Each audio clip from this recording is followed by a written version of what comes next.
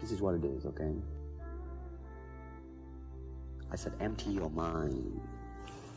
Be formless, shapeless, like water.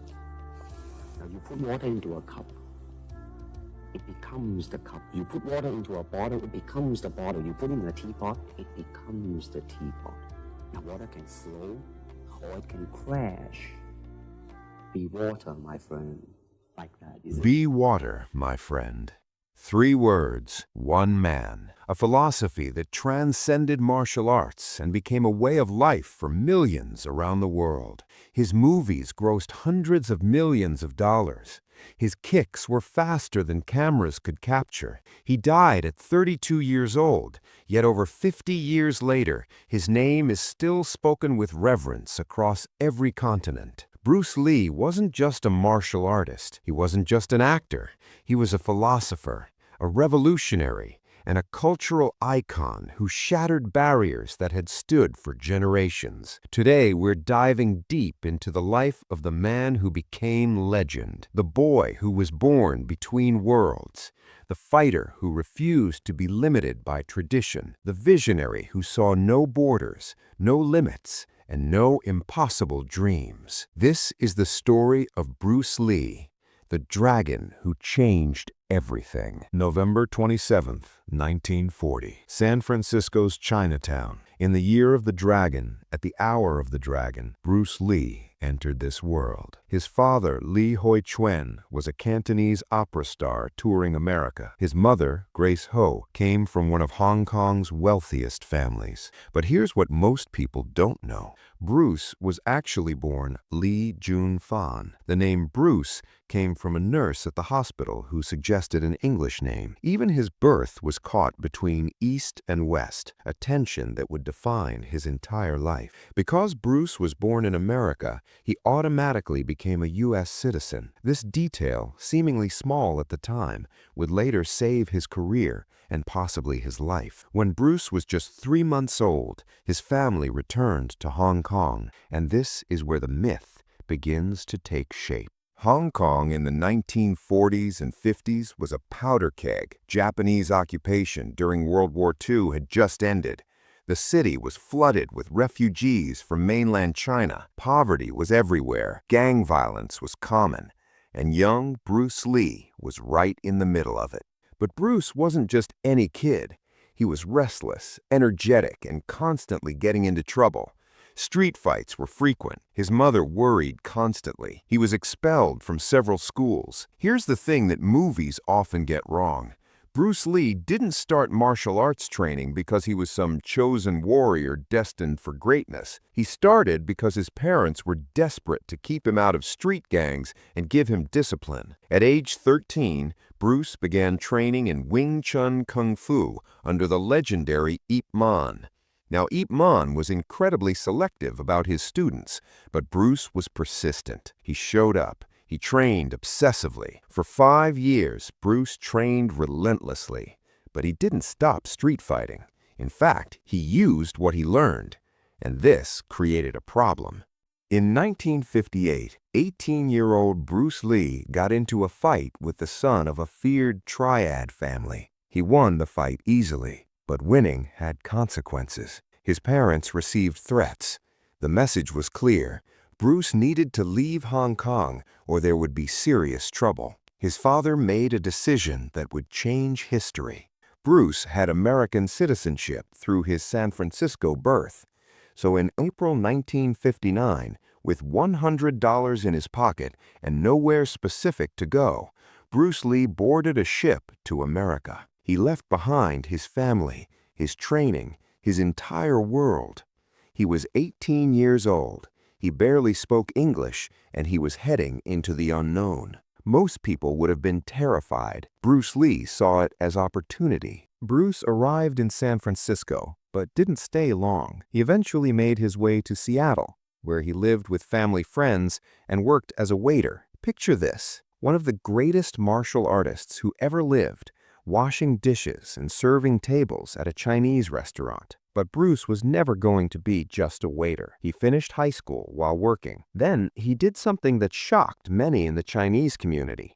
he started teaching martial arts, not just to Chinese students, to everyone, white students, black students, anyone who wanted to learn. This was revolutionary. You have to understand, traditional Chinese martial arts were guarded secrets, passed down only within families or to select Chinese students. The idea of teaching Kung Fu to white Americans was considered betrayal by many traditionalists. Bruce didn't care about tradition. If tradition meant limitation, he opened a school. He called it the Junfan Gong Fu Institute, and he taught anyone willing to learn. In 1963, Bruce was teaching martial arts and studying philosophy at the University of Washington. That's where he met Linda Emery, a young woman who walked into his class and was immediately captivated, not just by his martial arts, but by his charisma, his vision, his intensity. They married in 1964, and Linda became more than his wife. She became his partner, his supporter, his anchor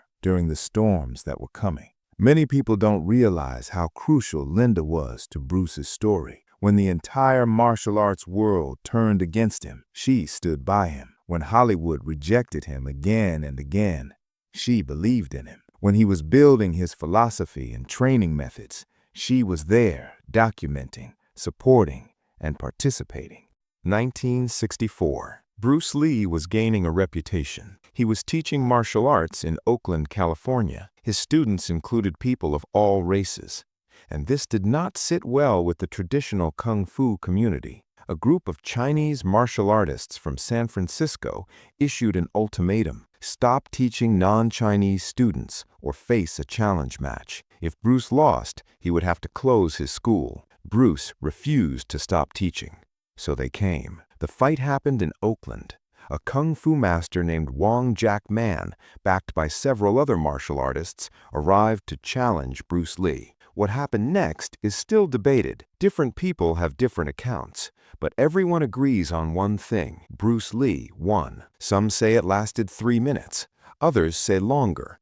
But Bruce emerged victorious. He could continue teaching whoever he wanted. However, Bruce wasn't satisfied.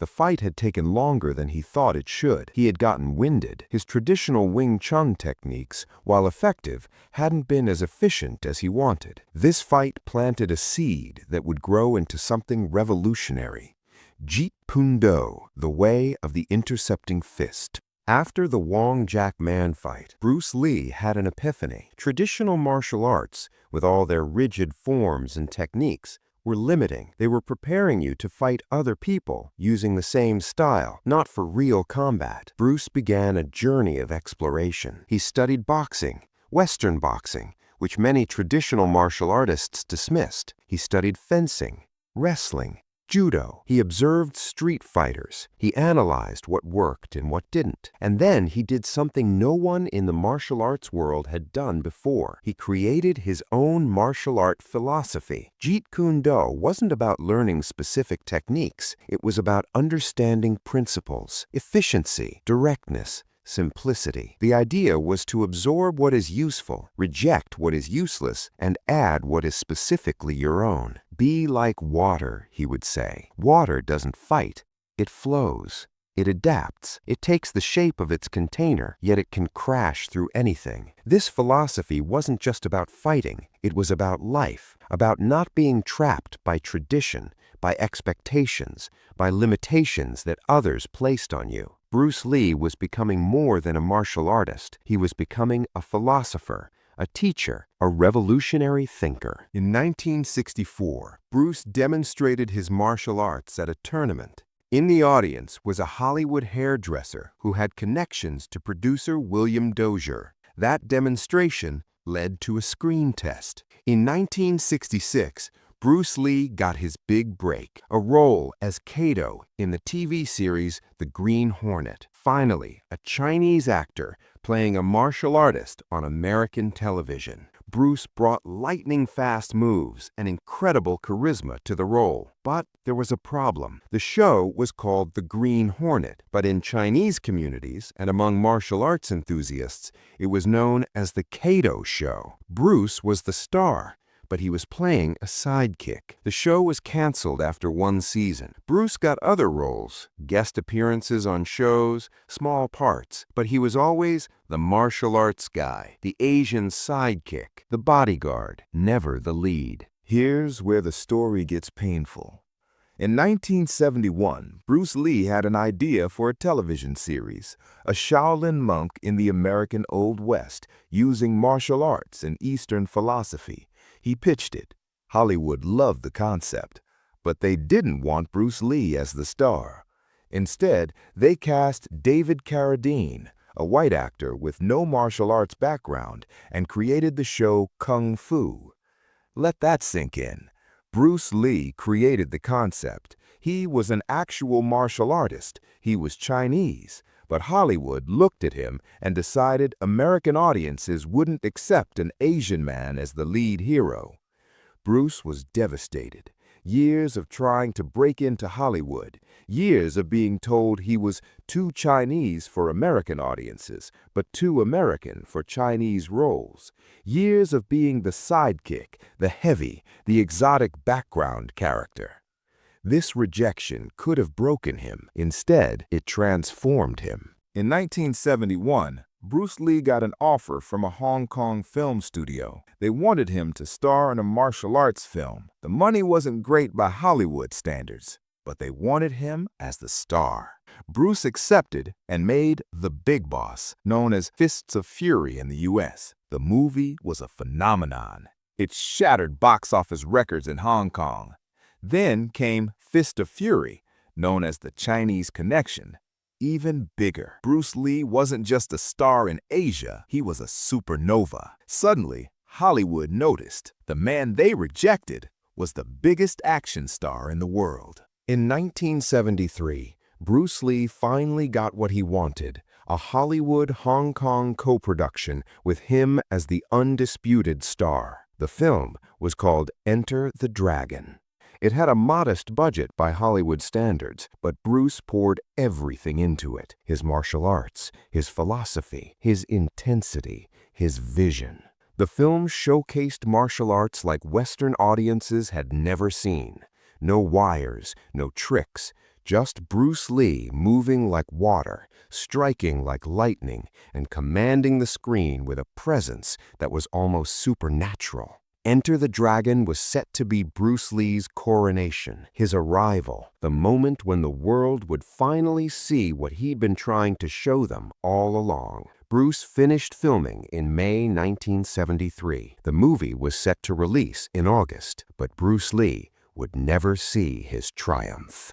July 20th, 1973, Hong Kong. Bruce Lee was at the apartment of actress Betty Ting Pei, discussing a film project with producer Raymond Chow. Bruce complained of a headache. Betty gave him a painkiller. Bruce went to lie down. He never woke up. Betty tried to wake him for dinner. He didn't respond. They called a doctor. An ambulance rushed him to the hospital. Bruce Lee was pronounced dead at age 32. The official cause, cerebral edema, swelling of the brain, possibly an allergic reaction to the painkiller, possibly exacerbated by other medications he was taking. But the official explanation didn't satisfy everyone. Theories erupted. Some said the triads had killed him for breaking Kung Fu's secret code. Others claimed he'd been cursed. Some believed he'd faked his death. The speculation was endless. The truth is likely more tragic and mundane. A man who pushed his body to superhuman limits, who had previously suffered a similar incident months earlier, who took multiple medications and supplements, who lived under tremendous stress and pressure. His body simply gave out. Bruce Lee's funeral in Hong Kong drew over 25,000 mourners. Fans filled the streets.